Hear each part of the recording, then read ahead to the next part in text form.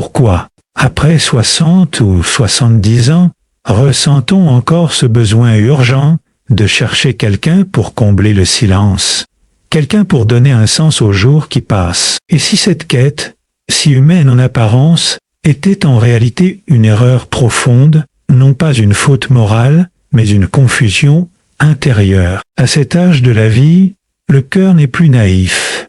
Il est chargé d'histoires, de blessures, de souvenirs magnifiques et douloureux à la fois. Et pourtant, beaucoup continuent de chercher à l'extérieur ce qui demande d'abord à être apaisé à l'intérieur.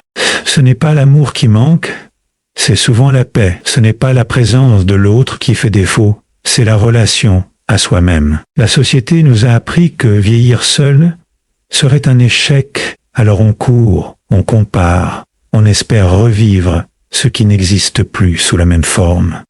Mais à un certain moment de la vie, chercher un partenaire n'est plus un élan, c'est parfois une fuite, une tentative de réparer hier plutôt que d'habiter pleinement aujourd'hui. Il existe des vérités silencieuses que l'on ne nous a jamais dites, des clés psychologiques puissantes, des secrets qui ne parlent pas de renoncement mais de liberté, et lorsque l'on commence à les comprendre, quelque chose change profondément. On ne cherche plus à être choisi, on apprend à être entier. À partir de 60 ou 70 ans, beaucoup de personnes confondent deux forces intérieures très différentes, le besoin affectif et la peur de la solitude, et cette confusion pousse souvent à chercher un partenaire pour de mauvaises raisons. Le besoin affectif est naturel, sain, profondément humain. Il naît du désir de partager, de donner, de recevoir, sans urgence ni panique. Il est calme,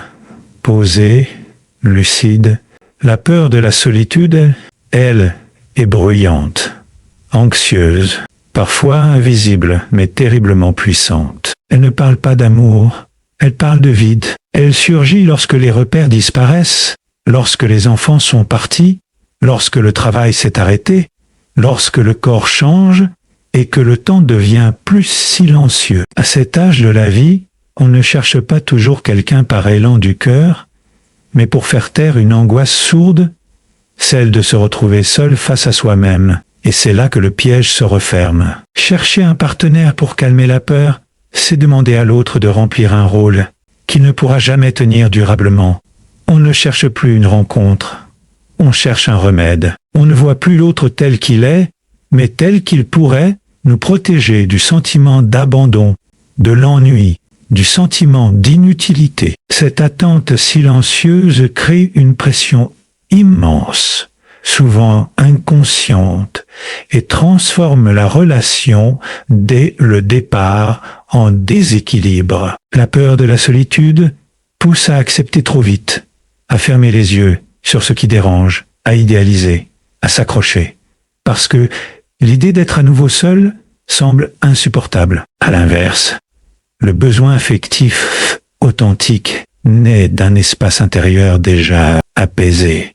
Il ne cherche pas à combler un manque. À un âge mûr, cette différence devient cruciale, car le passé émotionnel est lourd. Des amours vécus, des deuils, des regrets, parfois des trahisons. Lorsque la peur domine, tout ce passé remonte et s'infiltre dans la relation naissante. On ne rencontre plus une personne, on rencontre une solution imaginaire. La solitude, pourtant, n'est pas toujours l'ennemi que l'on croit. Elle peut être un espace de reconstruction, de compréhension, de réconciliation avec soi-même. Mais la société nous a appris à la craindre, à la considérer comme un échec, surtout à un âge avancé. Alors on se précipite, non pas vers l'amour, mais loin du silence. Or, le silence est souvent le lieu où l'on redécouvre qui l'on est, sans rôle, sans masque, sans attente extérieure. Comprendre la différence entre besoin affectif et peur de la solitude, c'est reprendre le pouvoir sur sa vie émotionnelle. C'est accepter que le manque ne se soigne pas par une présence extérieure, mais par un travail intérieur. C'est réaliser que l'amour ne commence pas quand quelqu'un arrive, mais quand la panique de l'absence disparaît. À partir de là, le regard change, les choix deviennent plus justes, les relations plus libres, parce qu'elles ne sont plus guidées par la peur, mais par la conscience. À un âge mûr, l'identité personnelle devient un enjeu central, souvent sous-estimé, et pourtant déterminant dans le désir de chercher un partenaire. Pendant une grande partie de la vie, l'identité se construit à travers les rôles. Parents, conjoints, professionnels, piliers de famille, soutien financier, figure utile aux autres. Ces rôles donnent une structure, un rite, une reconnaissance. Mais avec le temps, beaucoup de ces repères disparaissent ou se transforment. Les enfants deviennent indépendants, le travail s'arrête, le couple parfois se défait, et soudain, une question silencieuse apparaît. Qui suis-je maintenant quand je ne suis plus nécessaire comme avant? À 60 ou 70 ans, cette question peut être déstabilisante, voire douloureuse. Et pour éviter d'y faire face, certains cherchent un partenaire non pas par amour, mais pour retrouver une identité perdue. Être à nouveau quelqu'un pour quelqu'un rassure, redonne une place, une utilité, une définition. Mais lorsque l'identité dépend du regard ou de la présence de l'autre, elle devient fragile. On ne se rencontre plus d'égal à égal, on s'accroche pour exister. À cet âge, l'identité devrait être plus stable, plus intérieure, moins dépendante de l'approbation extérieure. Pourtant, beaucoup n'ont jamais appris à se définir autrement que par leur fonction. Alors la relation devient un miroir indispensable, parfois étouffant. On attend de l'autre qu'il confirme notre valeur, qu'il prouve que nous comptons encore, que nous sommes encore désirables, encore vivants. Cette attente crée une tension invisible, car aucun être humain ne peut porter durablement le poids de l'identité de l'autre. Une relation saine, surtout tardive, ne peut naître que lorsque chacun arrive avec une identité déjà constituée, assumée, apaisée. À un âge mûr, l'identité n'a plus besoin d'être prouvée, elle a besoin d'être reconnue par soi-même. Cela demande un travail intérieur profond. Accepter ce que l'on a été, ce que l'on n'a pas été, ce que l'on ne sera plus. Accepter les choix, les erreurs, les renoncements, sans chercher à les corriger à travers une nouvelle relation. Beaucoup cherchent un partenaire pour se sentir à nouveau jeune, utile, important, mais ce désir cache souvent un refus du temps qui passe. Or, une identité solide à cet âge ne lutte plus contre le temps, elle l'intègre. Elle ne cherche plus à séduire pour exister, elle existe, et parfois, elle attire. Quand l'identité est claire, la solitude n'est plus une menace, elle devient un espace. Quand elle est floue, la relation devient une béquille. Chercher un partenaire avant d'avoir redéfini qui l'on est réellement, c'est risquer de rejouer les mêmes schémas, avec les mêmes attentes, les mêmes blessures, simplement avec un autre visage. L'âge mûr est pourtant une période unique, où l'on peut enfin se rencontrer soi-même sans pression sociale, sans obligation de performance.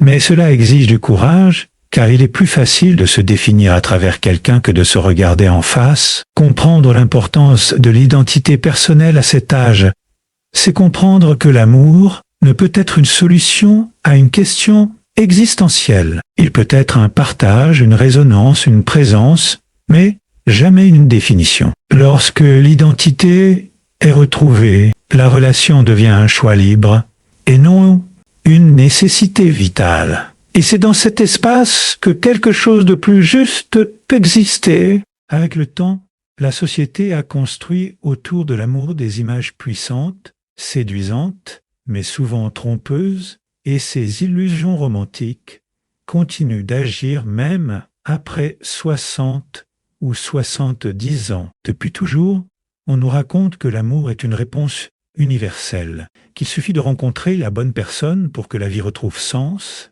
chaleur et vitalité. Ces récits ne s'arrêtent pas avec l'âge. Au contraire, ils prennent parfois plus de force, car la peur du temps qui passe rend ces promesses encore plus attirantes. Les films, les livres, les discours sociaux montrent l'amour tardif comme une renaissance miraculeuse, une seconde jeunesse, une revanche sur la solitude et sur la vieillesse elle-même. Mais cette vision idéalisée crée une attente irréaliste, surtout à un âge où la réalité intérieure et émotionnelle est beaucoup plus complexe. À force de croire à ces images, on finit par confondre le désir de vivre pleinement avec l'obligation de vivre à deux. La société suggère subtilement que le bonheur solitaire serait incomplet, que vieillir sans partenaire serait un signe de manque, voire d'échec. Cette pression invisible pousse beaucoup de personnes à chercher une relation non pas par élan sincère, mais pour correspondre à une norme, pour prouver que la vie n'est pas finie, que le cœur bat encore. Or, ces illusions romantiques ne tiennent pas compte du poids du vécu. À 60 ou 70 ans, on n'arrive jamais vierge émotionnellement dans une relation. On arrive avec des habitudes profondément ancrées, des valeurs rigides, des blessures anciennes, des peurs silencieuses. Pourtant, l'illusion promet une fusion simple, fluide, presque magique. Lorsque la réalité ne correspond pas à cette promesse, la déception est brutale. On ne remet pas en question l'illusion, on remet en question la relation, ou pire, on se remet en question soi-même. Ces récits idéalisés font croire que l'amour devrait réparer, compenser, effacer les manques accumulés au fil des années. Mais l'amour n'a jamais eu ce pouvoir-là. Il peut accompagner, soutenir, éclairer, mais il ne transforme pas une vie intérieure non apaisée en paradis émotionnel. Les légions romantiques encouragent aussi la comparaison avec les autres, avec le passé, avec ce que l'on aurait pu vivre. On se demande pourquoi cela ne ressemble pas aux histoires racontées, pourquoi l'émotion n'est pas aussi intense, pourquoi la relation demande autant d'efforts. À un âge mûr, ces comparaisons peuvent devenir destructrices, car elles empêchent de voir la réalité telle qu'elle est, avec ses limites, mais aussi sa profondeur. La société ne parle pas assez de la beauté discrète des liens simples, sans drame, sans exaltation permanente. Elle valorise l'intensité plutôt que la justesse, la passion plutôt que la paix. Et beaucoup cherchent cette intensité perdue, croyant qu'elle est la preuve d'une vie encore vivante. Mais à un certain âge, la profondeur ne crie pas, elle s'installe. L'illusion romantique fait croire que l'amour doit sauver du vieillissement, alors qu'en réalité, il ne peut exister pleinement que lorsque l'on accepte le temps, le corps qui change, le rythme qui ralentit. Comprendre ces illusions, c'est se libérer d'une attente irréaliste et parfois cruelle. C'est reconnaître que le bonheur ne dépend pas d'un scénario imposé par la société, mais d'une relation honnête avec soi-même et avec la réalité. Et lorsque cette lucidité apparaît, la quête de l'amour change de nature. Elle devient plus consciente, plus sobre, plus vraie. Avec l'âge, le passé émotionnel devient un bagage lourd, parfois invisible, mais toujours présent, et lorsqu'il n'est pas réellement résolu, il influence profondément le désir de chercher un partenaire. À 60 ou 70 ans, on ne porte pas seulement ses souvenirs heureux, on porte aussi les pertes, les déceptions, les abandons, les trahisons, les silences non dits et les mots jamais prononcés. Chaque relation passée laisse une trace, et lorsque ces traces ne sont pas comprises ni apaisées, elles continuent d'agir en arrière-plan. Pointeau, beaucoup pensent qu'une nouvelle relation effacera l'ancienne douleur, qu'un nouvel amour fera oublier l'ancien, mais en réalité, ce qui n'a pas été regardé revient toujours, souvent sous une autre forme. Le passé émotionnel, non résolu, crée des attentes inconscientes, des peurs automatiques, des réactions excessives. On croit réagir à la personne présente alors qu'on répond à une blessure ancienne. Un mot, un silence, une distance peut réveiller une peur d'abandon vécue des décennies plus tôt. À cet âge, les mécanismes de défense sont bien installés. Méfiance, rigidité, besoin de contrôle, peur de dépendre à nouveau, et pourtant, beaucoup entrent dans une relation en espérant inconsciemment être réparés. Ils ne cherchent pas seulement une présence, ils cherchent une compensation, ils veulent que l'autre fasse ce que personne n'a su faire avant. Comprendre, rassurer, rester, ne pas partir. Cette attente silencieuse est lourde, car elle transforme la relation en terrain de réparation émotionnelle.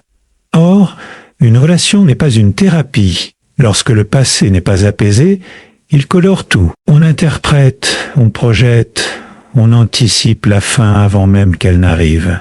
À 60 ou 70 ans, le temps semble plus précieux. Alors, la peur de revivre une douleur ancienne est encore plus forte. On s'attache trop vite, ou, au contraire, on garde une distance excessive.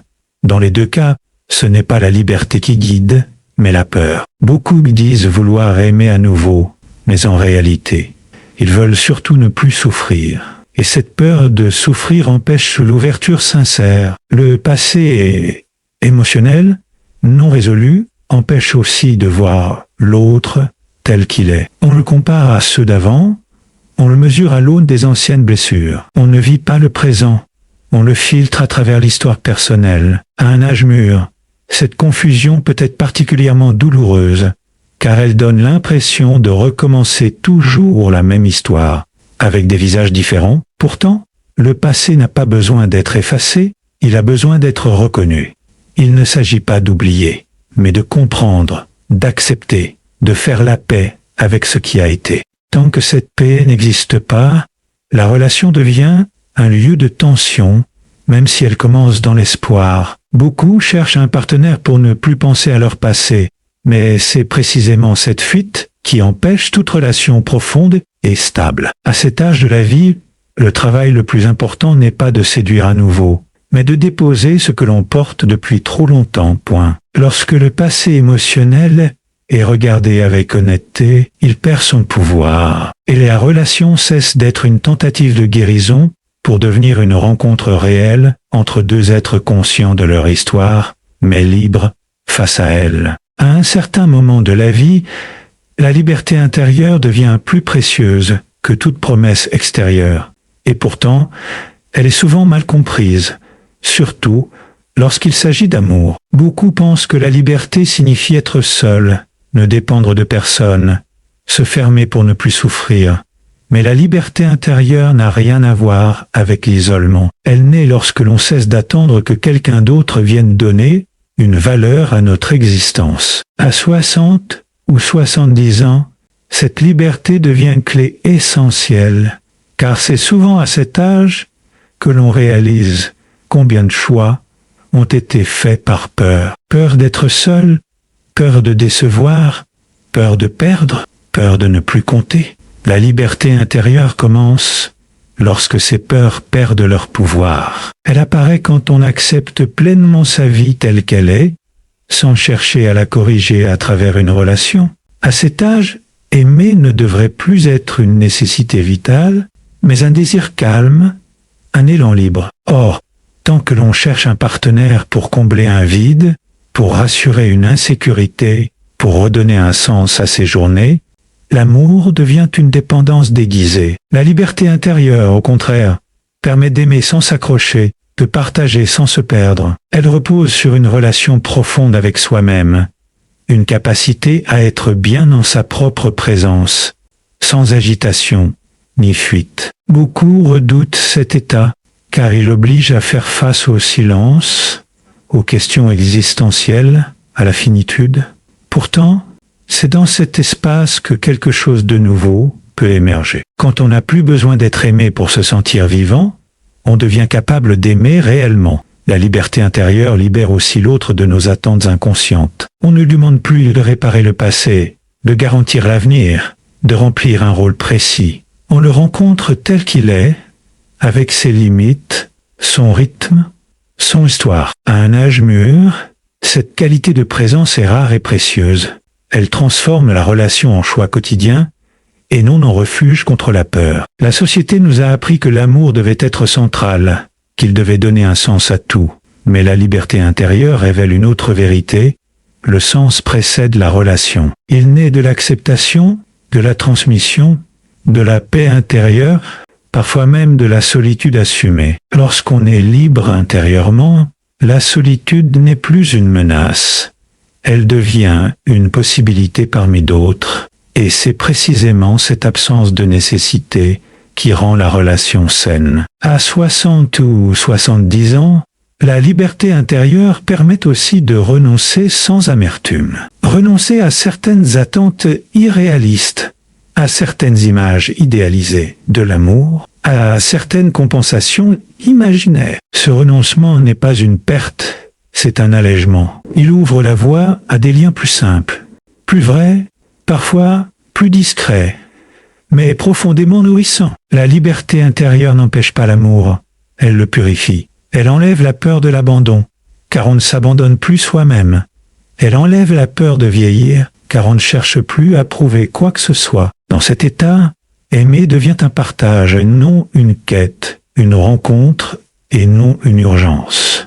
Et lorsque l'amour apparaît alors, il ne promet pas de sauver, il accompagne, il respecte, il respire. Parce qu'il est né dans un espace où l'on est déjà libre.